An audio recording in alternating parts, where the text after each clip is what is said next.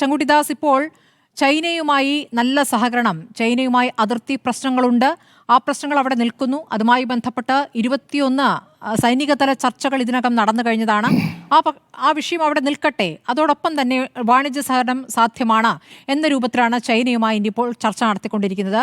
America നൽകിയ തിരിച്ചടിയിൽ നിന്നും കരകയറാൻ എത്രത്തോളം പുതിയ സഖ്യം ഈ ഷാങ്ഹായ് ഉച്ചകോടി സഹായിക്കുമെന്നാണ് കരുതുന്നത്?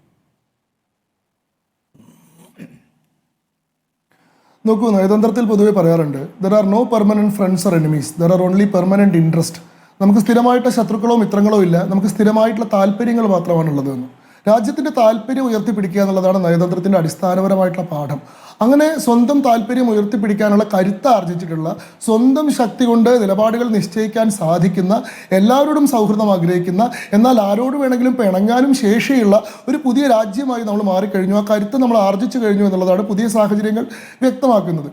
ഈ ചൈനയുമായിട്ട് ഇപ്പോൾ ഉണ്ടാകുന്ന സഹകരണം, ഇത് ഇന്ത്യ നമ്മുടെ ആവശ്യമായിട്ട് അങ്ങോട്ട് മുന്നോട്ട് വെച്ചതല്ല. ഈ പറയുന്ന ഷാങ്ഹായ് സമ്മിറ്റിൽ ഞങ്ങൾക്ക് പങ്കെടുക്കണം, ഞങ്ങളെ കൂടി ക്ഷണിക്കണം എന്ന് പറഞ്ഞതല്ല. ചൈനീസ് പ്രീമിയർ ആയിട്ടുള്ള സി ജിൻപിങ് 3 മാസങ്ങൾക്ക് മുൻപ് ദ്രൗപദി മുർമു എന്ന ഇന്ത്യൻ പ്രസിഡന്റിന് ഇങ്ങോട്ട് ക്ഷണക്കത്ത് അയക്കുകയാണ് ചെയ്തിട്ടുള്ളത്. ഈ പറയുന്ന വളരെ നിർണായകമായിട്ടുള്ള ഈ ഉച്ചകോടിയിൽ ഇന്ത്യയുടെ പ്രാതിനിധ്യം ഉണ്ടാവണം, അതിൽ ഇന്ത്യൻ പ്രധാനമന്ത്രി തന്നെ പങ്കെടുക്കണമെന്ന് ഞങ്ങൾ ആഗ്രഹിക്കുന്നു, മാറി വരുന്ന ലോകക്രമത്തിൽ ഇന്ത്യയുടെയും ചൈനയുടെയും പങ്കാളിത്തം വളരെ പ്രധാനമാണ് എന്ന് പറഞ്ഞുകൊണ്ട് കത്തയക്കുന്നു. അതിൻ്റെ ഈ പറയുന്ന ഷാങ്ഹായ് സമ്മിറ്റുമായി ബന്ധപ്പെട്ട കരട് രേഖ തയ്യാറാക്കാനുള്ള ചർച്ചയിൽ രാജ്നാഥ് സിംഗ് പങ്കെടുത്തിരുന്നു. ആ കരട് രേഖയിൽ, ആ പ്രൊക്ലമേഷൻ്റെ കരട് രേഖയിൽ ഇന്ത്യയിലുണ്ടായിട്ടുള്ള പഹൽഗാം അറ്റാക്കിനെ അപലപിക്കാൻ തയ്യാറായില്ല എന്നുള്ളതുകൊണ്ട് ആ കരടിൽ ഒപ്പിടാൻ രാജ്നാഥ് സിംഗ് വിസമ്മതിച്ചു. അങ്ങനെ ഇന്ത്യ ഉയർത്തിയിട്ടുള്ള അതിശക്തമായിട്ടുള്ള സമ്മർദ്ദത്തെ തുടർന്ന് പഹൽഗാം ആക്രമണത്തെ അപലപിച്ചുകൊണ്ടുള്ള പുതിയ കരട് രേഖ തയ്യാറാക്കി. ആ കരട് രേഖയാണ് ഇന്ന് പാകിസ്ഥാൻ ഉൾപ്പെടെ ഒപ്പുവെക്കാൻ നിർബന്ധിതമായത്.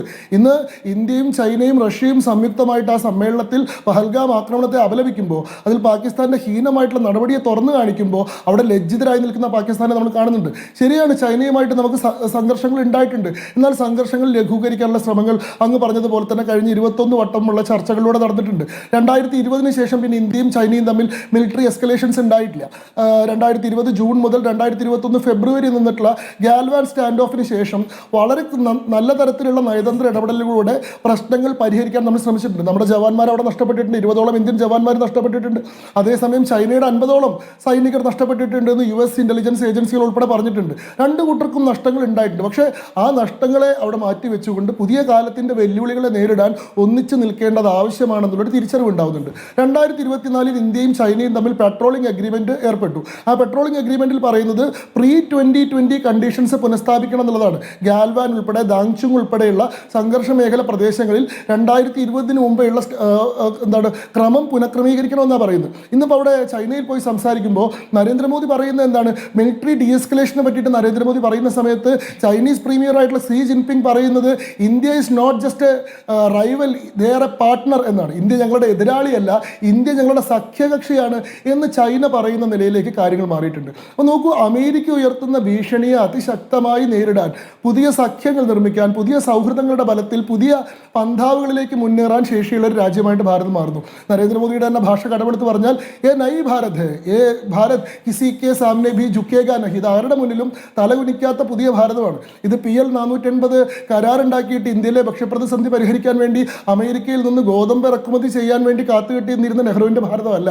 ഇത് അമേരിക്കൻ സമ്മർദ്ദത്തിന് വഴങ്ങിയിട്ട് ഭക്ഷ്യ എണ്ണയുടെ തീരുവ വെട്ടിച്ചുരുക്കിക്കൊണ്ട് ഇന്ത്യയിലെ അമേരിക്കൻ ഭക്ഷ്യ എണ്ണയുടെ ഇറക്കുമതി 3% നിന്ന് 70% എത്തിച്ചിട്ടുള്ള നരസിംഹറാവുവിന്റെ ഭാരതവുമല്ല.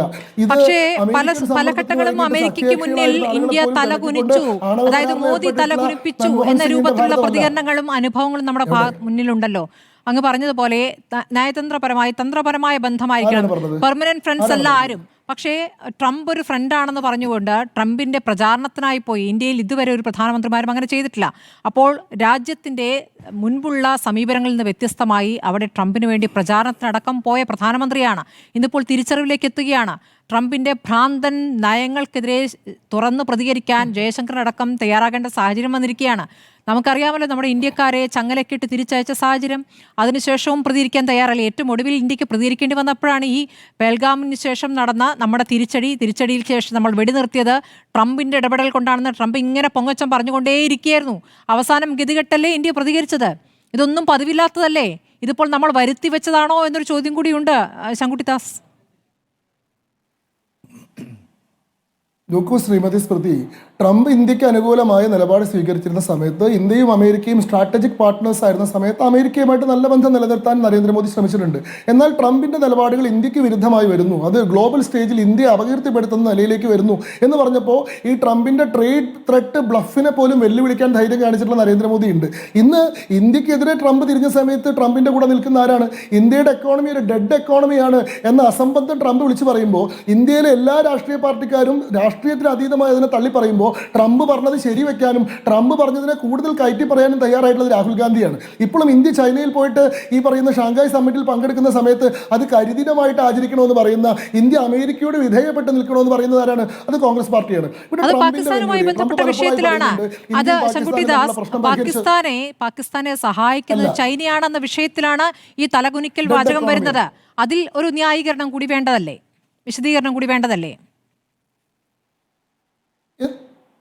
നോക്കൂ, പാകിസ്ഥാനെ പിന്തുണച്ചിട്ടത് ചൈനയാണെങ്കിൽ ആ നിലപാടിൽ നിന്ന് ചൈന പിന്നോട്ട് പോകാൻ തയ്യാറായതാണല്ലോ പഹൽഗാം ആക്രമണത്തെ അപലപിച്ചുകൊണ്ട് ഷാങ്ഹായ് സമ്മിറ്റ് ഉച്ചകോടിയിൽ അവിടെ ഒരു പ്രൊക്ലമേഷൻ പ്രഖ്യാപിക്കുന്നത്, അതിൽ ചൈന കൂടി ഒപ്പുവെക്കുന്നത്. ഇന്ത്യക്കൊപ്പം സംയുക്തമായിട്ട് ഭീകരതയ്ക്കെതിരെയുള്ള പ്രസ്താവന ചൈനീസ് പ്രധാനമന്ത്രി പാകിസ്ഥാൻ പ്രൈം മിനിസ്റ്ററെ സാക്ഷ്യപ്പെടുത്തിക്കൊണ്ട് പറയുന്നത്. അപ്പോൾ ചൈനയെ കൊണ്ട് കടിച്ച പാമ്പിനെ കൊണ്ട് തന്നെ വിഷമിറക്കിക്കാനുള്ള ശേഷി നമുക്കുണ്ടെന്ന് നമ്മൾ കാണിച്ചു.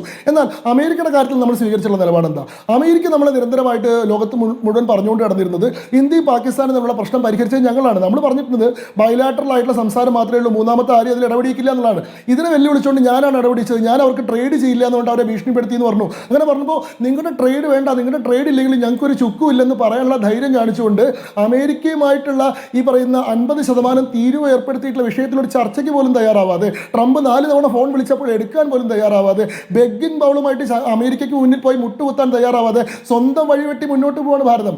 അമേരിക്കയുടെ ഈ പറയുന്ന തീരുവ കാര്യത്തിലുള്ള ഇരട്ടത്താപ്പിനെ ജയശങ്കറിനെ പോലെ ഇത്രയും കൃത്യമായിട്ട് വെല്ലുവിളിച്ചിട്ടുള്ള വേറെ ഏത് നമ്മുടെ വിദേശകാര്യമന്ത്രി ഉണ്ട്? അതായത് നമ്മൾ റഷ്യയിൽ നിന്ന് എണ്ണ മേടിക്കുന്നതാണ് വലിയ പ്രശ്നം എന്ന് പറയുന്നു, അതിൻ്റെ പേരിൽ നമുക്ക് 50% ഇവർ തീരുവ ഏർപ്പെടുത്തുന്നു. അതേ സമയത്ത് യൂറോപ്യൻ യൂണിയനാണ് ഇവരുടെ അടുത്ത് നിന്ന് 21.1 ബില്യൺ ഡോളറിൻ്റെ എണ്ണ മേടിച്ചിട്ടുണ്ട് യൂറോപ്യൻ യൂണിയനോട് അമേരിക്കയ്ക്ക് പ്രശ്നമില്ല. ഗ്യാസ്, ഈ റഷ്യയിൽ നിന്നുള്ള ഗ്യാസിൻ്റെ ഏറ്റവും വലിയ ഇറക്കുമതി നടത്തുന്ന യൂറോപ്യൻ യൂണിയനാണ്. 71% ഇറക്കുമതി നടത്തുന്ന യൂറോപ്യൻ യൂണിയനാണ്. അവർക്ക് പ്രശ്നമില്ല. ഈ ചൈനയ്ക്ക് 30% തീരുവ ഏർപ്പെടുത്തിയിട്ടുള്ളൂ. ചൈനയാണ് ഇന്ത്യനേക്കാൾ കൂടുതൽ റഷ്യൻ ഓയിൽ ഇറക്കുമതി ചെയ്യുന്നത്. അപ്പോൾ അവർക്കത് പ്രശ്നമില്ല. അമേരിക്ക തന്നെ പല്ലേഡിയം, യുറേനിയം പോലെയുള്ള സാധനങ്ങൾ റഷ്യയിൽ നിന്ന് ഇറക്കുമതി ചെയ്യുന്നുണ്ട്, അവർക്ക് പ്രശ്നമില്ല.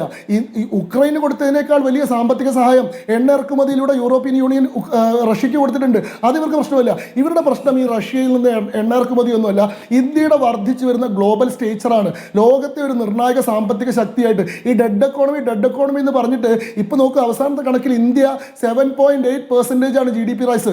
ലോകത്തെ ഏറ്റവും കൂടുതൽ GDP ഹൈക്ക് ഉണ്ടായിട്ടുള്ള രാജ്യമായിട്ട് ഇന്ത്യ മാറി. അമേരിക്കയ്ക്ക് ഇന്ത്യയേക്കാൾ ബഹുദൂരം പിന്നിലാണ്. അപ്പോൾ ഇന്ത്യ സ്വന്തം നിലയിൽ ഒരു ശക്തിയായിട്ട് ഉയർന്നു വരുന്നു. മാത്രമല്ല ഒരു ഏഷ്യാറ്റിക് പവേഴ്സിൻ്റെ റൈസ് ഉണ്ടാവുന്നു. ഇന്ത്യ, ചൈന, റഷ്യ സഖ്യം ഉണ്ടാവുമ്പോൾ എന്താ സംഭവിക്കുന്നത്? ലോകത്തിൻ്റെ മൊത്തം ജനസംഖ്യയുടെ 35% ഇന്ത്യയിലും ചൈനയിലും കൂടിയിട്ടാണ്.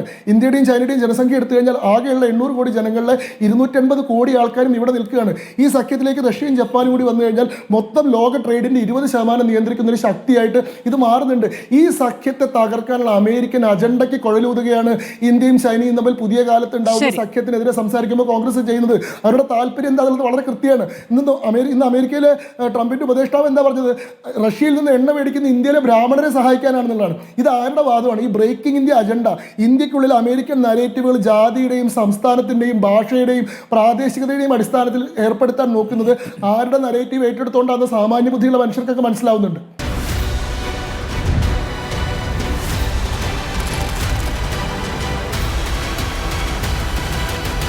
Debate with Smriti Parathikkad.